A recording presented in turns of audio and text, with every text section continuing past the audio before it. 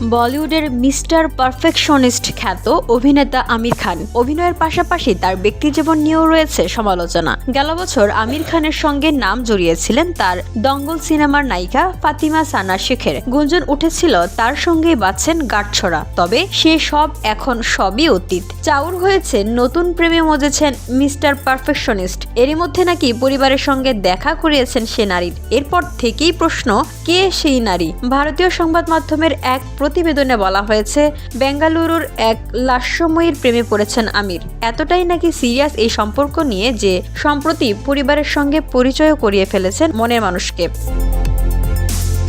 যদিও আমিরের গোপনীয়তার স্বার্থে সেই নারীর পরিচয় খোলাসা করা হয়নি, তবে বেঙ্গালুরুর সেই রহস্যময়ী নারীকে যে আমিরের পরিবারের সদস্যদের বেশ মনে ধরেছে সেই খবর নিশ্চিত করা হয়েছে বলিউড মাধ্যম সূত্রে। অতঃপর সেই নারীর সঙ্গে আমিরের জীবনের নতুন ইনিংস শুরু করা এখন শুধু অপেক্ষা। এদিকে বিচ্ছেদের এতদিন পরও প্রাক্তন স্ত্রীদের সঙ্গে সুসম্পর্ক বজায় রেখেছেন আমির খান। প্রথম স্ত্রী রীনা দত্ত হোক কিংবা দ্বিতীয় স্ত্রী কিরণ রাও, দুই প্রাক্তনের ক্ষেত্রেই বন্ধুত্ব অটুট। শুধু তাই নয়, নিয়ম করে তাদের দুইজনের সঙ্গে সপ্তাহে 2 দিন দেখাও করেন। VOD Bangla news desk.